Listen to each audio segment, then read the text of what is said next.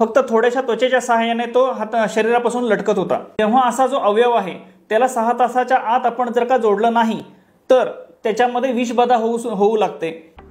माझ्यासाठी आतापर्यंतची सर्वात मोठी गुंतागुंतीची शस्त्रक्रिया कोणती होती असं मला एका पेशंटने विचारलं। तर 1 वर्षापूर्वी माझ्याकडे एक पेशंट आला होता।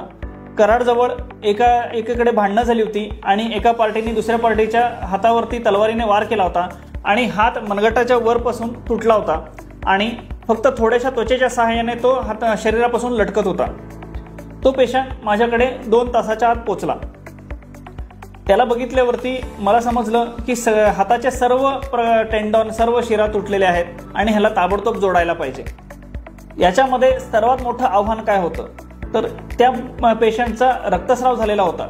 रक्त चढवणे हे तेवढंच आव्हानकारक नव्हे तर काय होतं की जेव्हा असा जो अवयव आहे त्याला 6 तासाच्या आत आपण जर का जोडलं नाही तर त्याच्यामध्ये विषबाधा होऊ लागते आणि त्या विषबाधेमुळे त्या शरीराला पण धोका होऊ लागतो।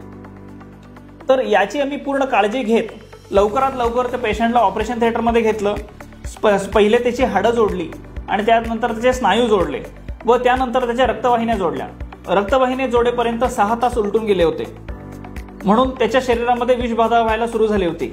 ती विषबाधा होऊ नये म्हणून आपण त्याला औषधं दिली, परंतु 6 तास उलटून गेल्यामुळे आणि हातामध्ये स्नायू वगैरे आहेत तर ते बिना ऑक्सिजनचं जेव्हा काम करायला लागतात तर त्याच्यामध्ये ते विष तयार करायला सुरू करतात आणि जेव्हा 6 तासापेक्षा जास्त कालावधी लागतो तर ते विष हे बऱ्याच जास्त प्रमाणात तयार होतं आणि ज्याचे दुष्परिणाम ते हात जोडल्यानंतर शरीरावरती होऊ लागतात। त्याचे हृदयाचे ठोके वाढू लागले, बीपी कमी होऊ लागलं।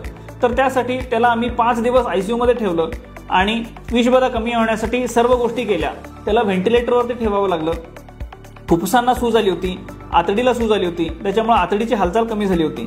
पण 1 आठवड्याच्या अथक परिश्रमानंतर आपण या सर्वातून त्याला बाहेर काढलं आणि 1 आठवड्यानंतर तो या विषबाधेतून बाहेर आला आणि त्यानंतर तो हात त्याचा जगला।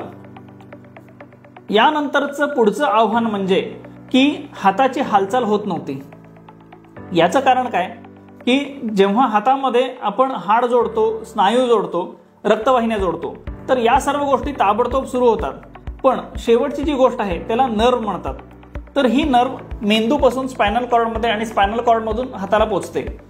आता ह्या नर्वमध्ये जेल असते, जशी आपली इलेक्ट्रिकल केबल असते त्याच्यामध्ये मध्यामध्ये धातूची तार असते आणि भोवतीला प्लास्टिकचं आवरण असतं, अशी एक वायर, या वायरचं एक बंडल असल्यासारखी ही केबल असते। तशाच रीतीने शरीरामध्ये नर्व्ज असतात जे मणक्यातून आपल्या हाताला सप्लाय करतात, पण ह्याच्यामध्ये तारेच्या जागेला जेल असते ज्याला ॲक्झॉन म्हटलं जातं। आणि जेव्हा ही नर्व कट होते तर जिथून कट झालेली आहे तिथून पुढचं जे ॲक्झॉन आहे ते वितळून जातं, ते पाणी बनून तिथून निघून जातं। मग जे राहतं ते फक्त त्याचं कव्हरिंग राहतं ज्याला मायलिन शीथ म्हणतात।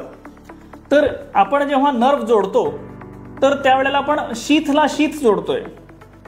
एकदा मायलिन शीथ एकमेकाला जोडल्या तर त्यानंतर 2 आठवड्यानंतर अलीकडच्या बाजूच्या जेलला समजतं की बाबा नर्व जोडलेली आहे। मग ते आपली मायलिन शीथ परत शोधू लागतं आणि ते शोधल्यानंतर त्या शीथमध्ये ते दिवसाला 1 मिलीमीटर पुढे सरकतं।